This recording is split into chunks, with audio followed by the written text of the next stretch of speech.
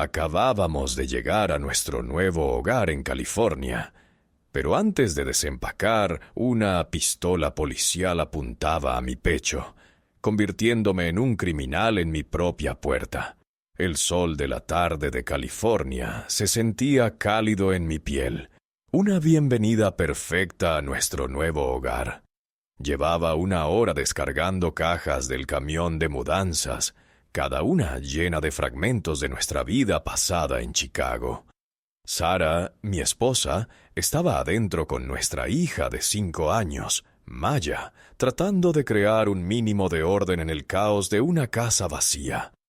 La calle era un cliché suburbano sacado de una película, césped perfectamente cortado, niños montando en bicicleta en la acera y el silencio pacífico que solo se rompe por el zumbido de una cortadora de césped a lo lejos.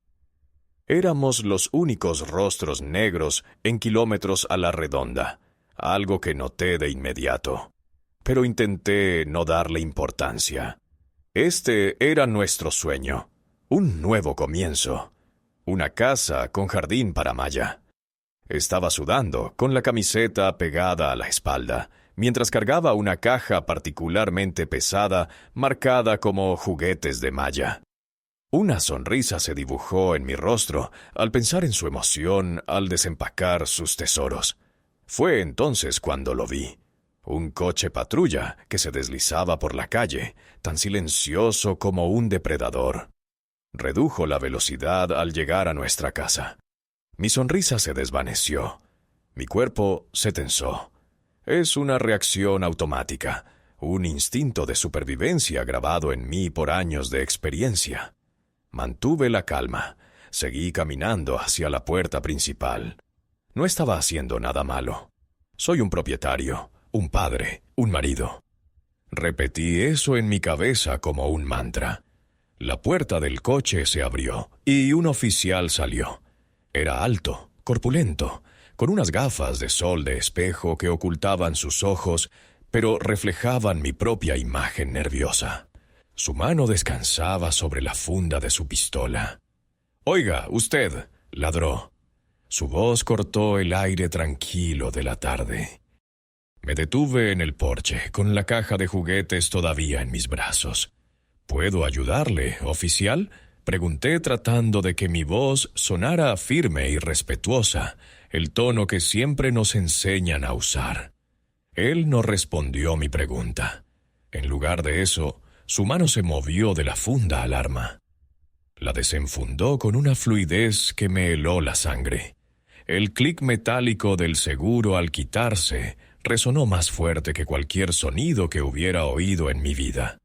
«Suelte la caja, lentamente, y ponga las manos donde pueda verlas».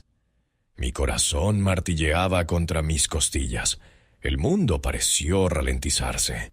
Podía oír la risa de Maya desde dentro de la casa, ajena al terror que se estaba desarrollando a solo unos metros de ella. «Oficial, no entiendo. Acabo de mudarme aquí. Esta es mi casa», dije, mi voz temblando a pesar de mis esfuerzos. La caja de juguetes se sentía como si pesara 1 tonelada. «Dije que la suelte», gritó, dando un paso adelante, el cañón del arma ahora apuntando directamente a mi pecho.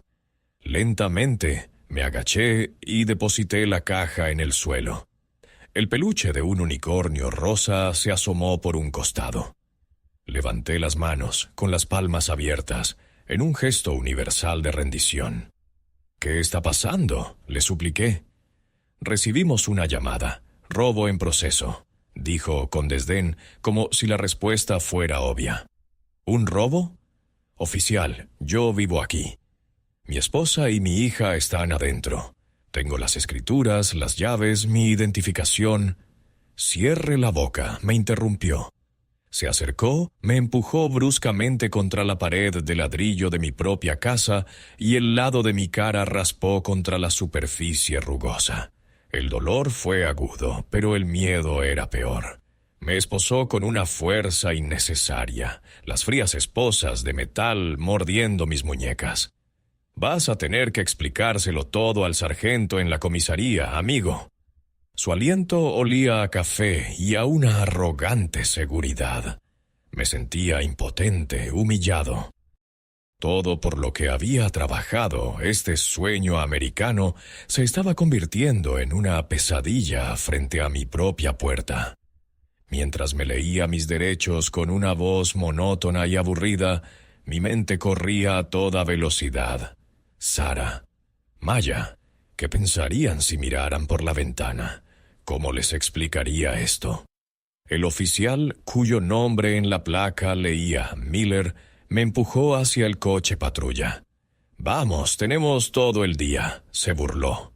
Justo cuando su mano estaba en mi cabeza para forzarme a entrar en el asiento trasero, el sonido de la puerta principal de mi casa abriéndose nos hizo girar a ambos. Una figura alta y de hombros anchos apareció en el umbral, bloqueando la luz del sol. Llevaba un uniforme, pero no uno de policía local. Era un uniforme azul oscuro, impecablemente planchado, con más estrellas y galones en el cuello y los hombros de los que jamás había visto en una sola persona. El oficial Miller se quedó helado, su mandíbula ligeramente abierta. El hombre en la puerta entrecerró los ojos, su mirada pasando de mí, esposado contra el coche, al oficial Miller, y luego de vuelta a mí. Su rostro, antes una máscara de confusión, se endureció hasta convertirse en una furia helada. Abrió la boca y su voz, profunda y resonante con una autoridad inconfundible, retumbó en el silencio de la calle. «Oficial Miller», dijo, cada sílaba cortante como el cristal. ¿Puede explicarme por qué demonios le está apuntando con un arma y arrestando al jefe de cirugía del Hospital General de Los Ángeles? El rostro del oficial Miller pasó de un rojo engreído a un blanco pálido tan rápido que por un momento temí que se desmayara. Sus gafas de sol ya no parecían intimidantes, sino un escudo frágil detrás del cual se escondía un hombre que acababa de estrellar su carrera contra un muro de ladrillos. Tartamudeó, intentando formar palabras que no salían. Jefe Davis, no sabía. La voz del hombre en la puerta. El jefe Davis, mi nuevo vecino, al parecer, bajó a un susurro gélido y peligroso. No, claro que no lo sabía, Miller. Usted no vio a un residente, no vio a un padre, no vio a un hombre descargando los juguetes de su hija. Vio a un hombre negro en un barrio blanco y su cerebro de reptil asumió criminal. Suéltelo. Ahora. La orden fue tan cortante que Miller saltó. Sus manos temblorosas buscaron a tientas la llave de las esposas en su cinturón. La torpeza con la que intentó liberarme era un marcado contraste con la eficiente brutalidad de hacía solo unos minutos. Finalmente, con un clic, las esposas cayeron de mis muñecas. Me froté la piel irritada, sintiendo cómo la sangre volvía a mis manos. El alivio fue tan abrumador que casi me dobló las rodillas. Fue en ese preciso instante que la puerta se abrió de nuevo de golpe. Era Sara, con el rostro desencajado por el pánico, y Maya se asomaba tímidamente detrás de su pierna. «David, Dios mío, vi el coche patrulla. ¿Estás bien? ¿Qué ha pasado?» Corrió hacia mí y me abrazó con fuerza. Sentí su cuerpo temblar. Puse mi mano en su espalda, intentando tranquilizarla, mientras mi mirada se posaba en Maya. Sus grandes ojos marrones estaban fijos en el oficial Miller, en su uniforme, en la pistola que ahora volvía a estar en su funda. La inocencia de nuestro nuevo comienzo ya estaba manchada. El jefe Davis se acercó, su imponente presencia creando una barrera entre mi familia y Miller. «Señora, soy Frank Davis. Vivo en la casa de al lado. Lamento profundamente esta bienvenida. Le aseguro que me encargaré de esto personalmente». Luego, su atención se centró de nuevo en Miller, y todo rastro de amabilidad se evaporó. «Radio. Ahora, Pida un supervisor en la escena». Miller, con la cabeza gacha, obedeció como un autómata. Mientras hablaba por la radio, la cortina de una ventana en la casa de enfrente se movió. Una cara anciana y pálida nos observó por un segundo antes de desaparecer. La llamada. Sabía con una certeza que me helaba los huesos de dónde había venido esa llamada. El jefe Davis también lo vio. Sus labios se apretaron en una línea delgada. Cuando llegó el supervisor, un sargento de aspecto cansado, la escena era un tenso cuadro de humillación. El jefe de policía de la ciudad estaba de pie en el césped de su nuevo vecino, el jefe de cirugía del hospital más grande del estado, mientras uno de sus oficiales estaba siendo despojado de su autoridad. «Miller», dijo el jefe Davis, su voz no admitía réplica. «Su placa y su arma de servicio, póngalas en el capó del coche». Miller lo hizo. El sonido del metal contra el metal fue el epitafio de su carrera. «Está suspendido, con efecto inmediato. El sargento lo llevará a la comisaría, donde esperará a los investigadores de asuntos internos. No hable con nadie, ¿entendido?» Miller solo pudo asentir. Un hombre roto. El sargento se lo llevó, y por primera vez en lo que parecieron 12 años y no 12 minutos, pude respirar. Sara me sostenía la mano con fuerza. Maya se había aferrado a mi pierna. El jefe Davis se volvió hacia mí, su rostro ahora lleno de una profunda y sincera disculpa. «Dr. Evans, no tengo palabras». «David, por favor», le interrumpí, mi voz todavía ronca. «Frank», respondió él con una pequeña sonrisa cansada.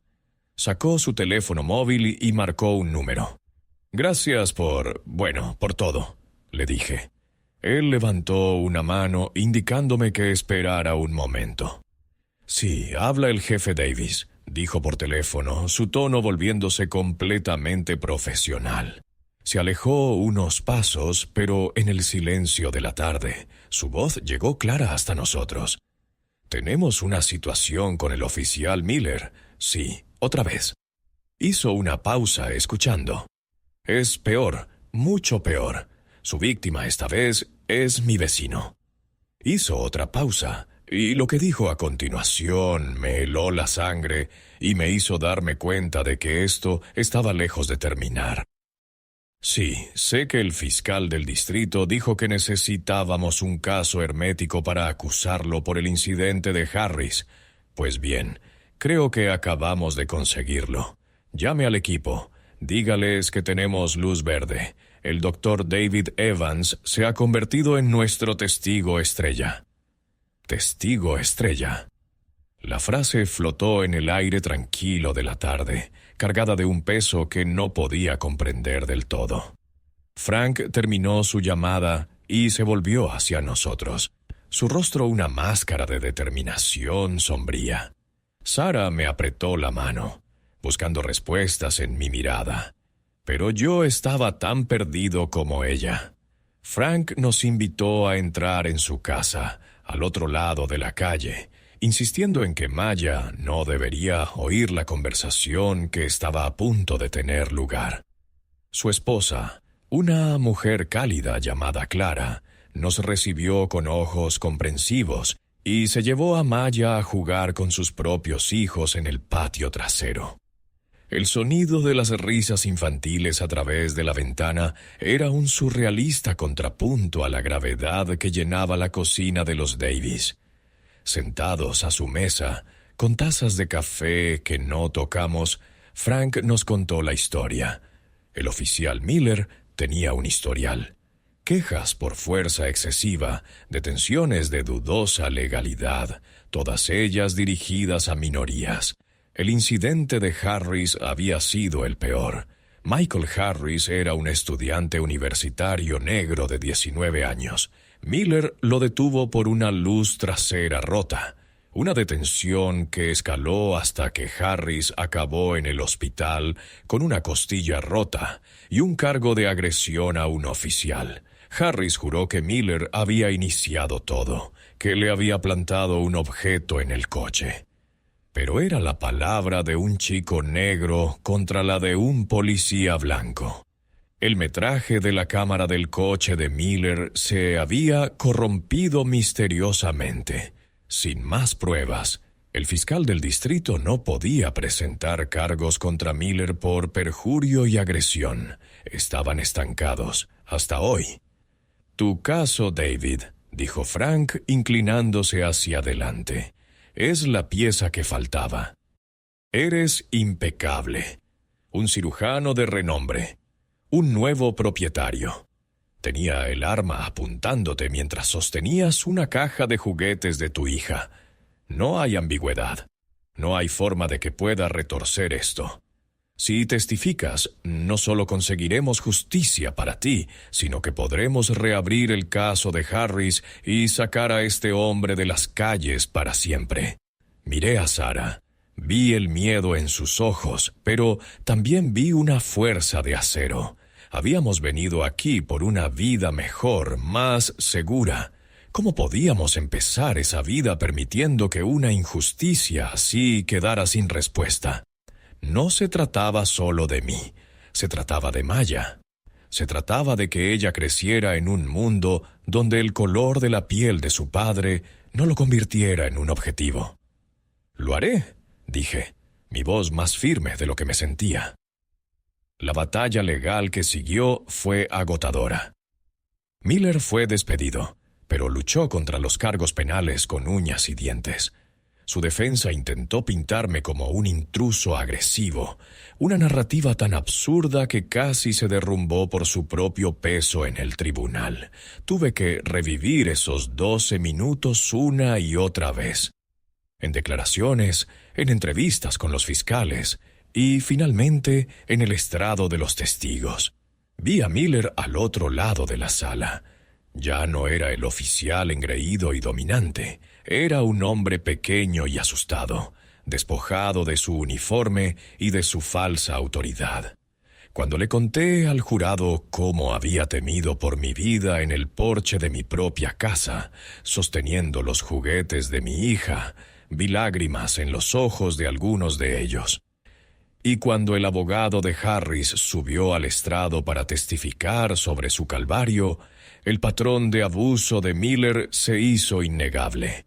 El veredicto llegó 3 meses después, culpable de todos los cargos: violación de los derechos civiles, agresión con agravantes y perjurio en el caso de Harris. Una ola de alivio tan poderosa me recorrió que tuve que agarrarme a la barandilla de madera para mantenerme en pie. Se había hecho justicia. Meses más tarde, en un cálido sábado por la tarde, el olor de la barbacoa llenaba nuestro patio trasero. Frank y Clara estaban allí. Nuestros hijos corrían por el césped. La casa ya no era un escenario de crimen, era nuestro hogar. Mientras ponía una hamburguesa en el plato de Maya, vi a mi vecina de enfrente, la que había hecho la llamada, acercarse tímidamente a nuestra valla. Sostenía un pastel de manzana. «Solo quería, disculparme», tartamudeó. La miré por un momento. Luego miré a mi hija riendo, a mi esposa charlando con nuestra nueva amiga, al hombre que se convirtió en mucho más que un vecino. Tomé el pastel.